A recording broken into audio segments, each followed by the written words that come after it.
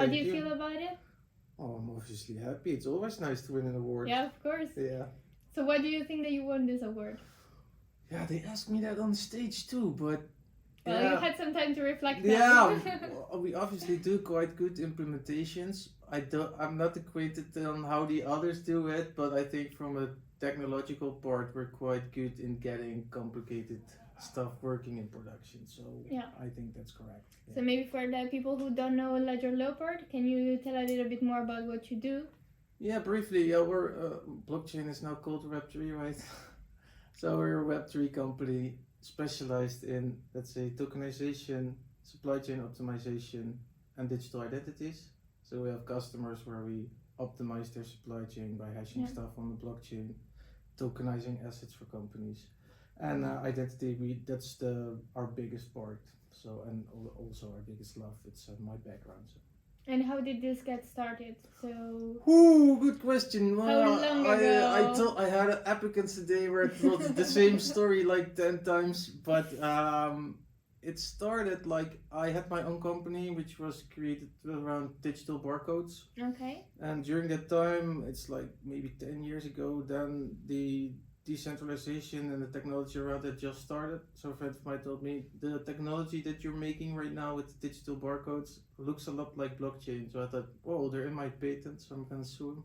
But that wasn't the case with blockchain. Okay. So I had a developer team at that time, and I told my developers like, okay, this is blockchain, check it out, really interesting. Give me popular set and hello world on my mobile phone, meaning a transaction on my mobile device.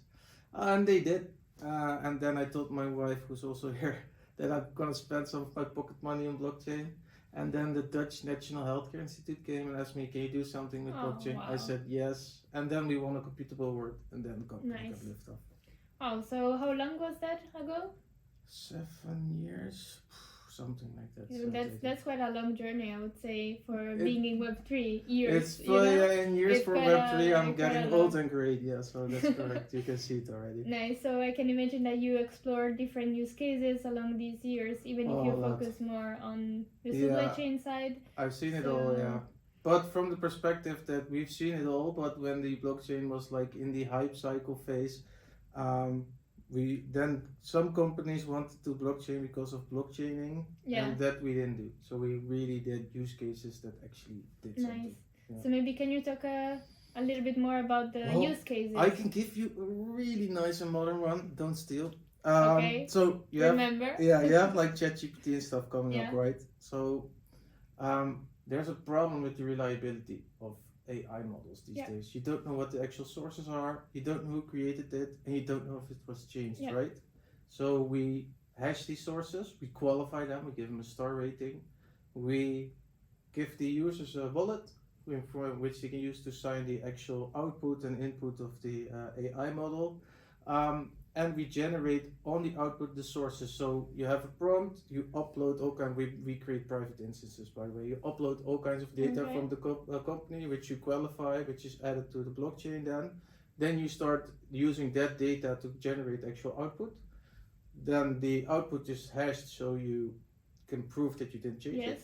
You can see the actual sources that were used for the output. And it was signed by you, so you can prove it was created. Wow, nice. And where do you see this implemented?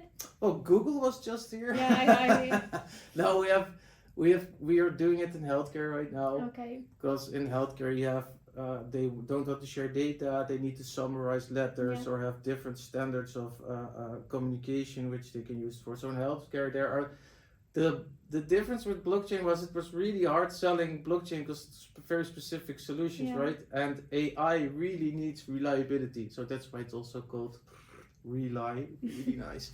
So yeah. Nice. And maybe a little bit more on your entrepreneurial journey. Well, again, the applicants. My entrepreneurial journey. Well, I need to give my father the credits there because my father is one of the inventors of the barcode. So maybe 20 years ago, I found a pile of paper on a shelf and I checked it out, and he made a new design for a barcode because the barcode was invented like 50 years ago when the internet wasn't there.